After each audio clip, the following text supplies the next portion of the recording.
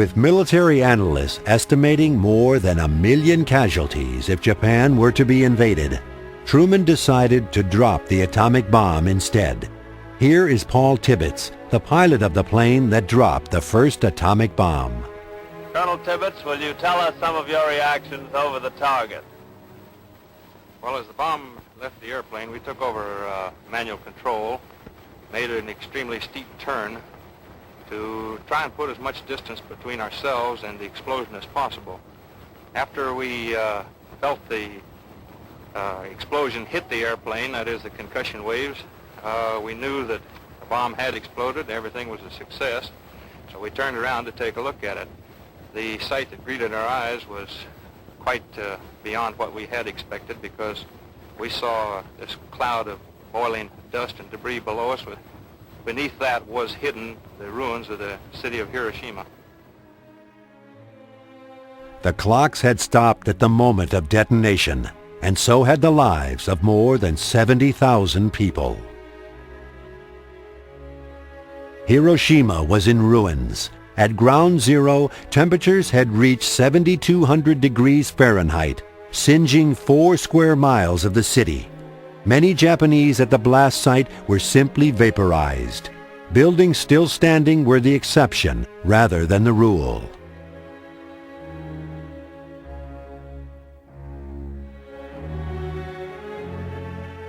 This trolley makes a lonely trip through the wasteland that was Hiroshima.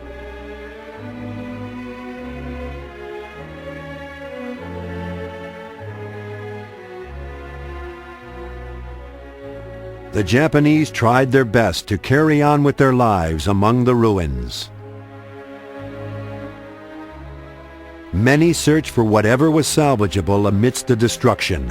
Unbroken bricks were considered a prize.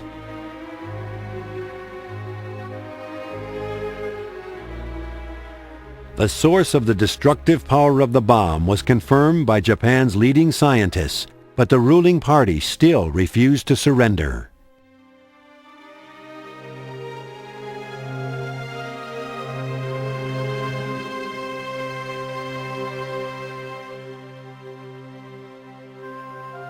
These Japanese are making a pilgrimage to a shrine that survived the bomb blast.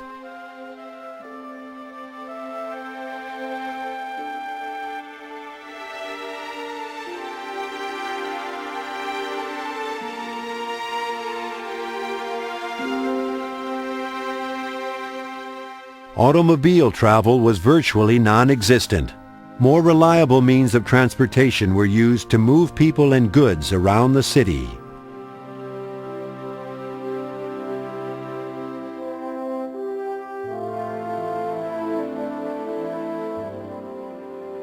One thing that was not changed by the bombing was the tradition of the open market. Anything that was thought to have value was brought to be sold for whatever it could bring.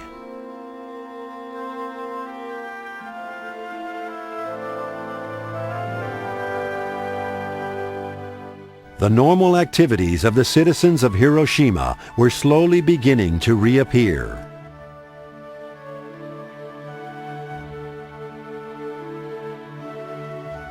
These are the survivors of Hiroshima. It was not until 1.5 kilometers from ground zero that the wounded finally outnumbered the dead. But escaping the initial blast did not assure one's survival. This woman was actually lucky. Many had their eyes melt from staring in wonder at the blast. No one knew it as these pictures were taken, but the death toll would reach 250,000 from the blast itself and the radiation poisoning that swept through the city in the aftermath.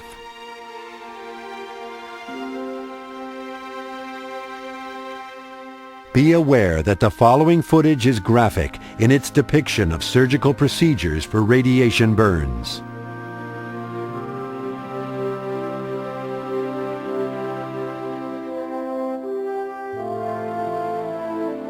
Even when faced with this destruction and misery, the Japanese leadership was not willing to surrender. It would take a second atomic bomb dropped on Nagasaki to finally convince them.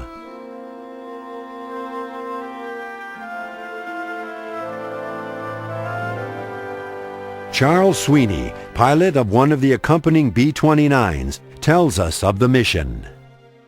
Major Sweeney, give us some of the details of the whole flight. We were briefed on, of course, a primary and a secondary target as usual. The primary target was located, and we made 3 runs on it, but were unable to get into it. And we started for the secondary target, which was Nagasaki, at which time the flight engineer told us we had just 1,300 gallons of gasoline left. Commander Ashworth and I held a little conference with the bombardier and the navigator, and dropped it on Nagasaki. We were very relieved to have it go. Much more relieved when we saw the tremendous flash and knew that it had functioned. At that point, we hit the road for Okinawa. With more than 35,000 additional deaths on their conscience, Japan's leaders finally agreed to an unconditional surrender. World War II ended, and the new atomic age began.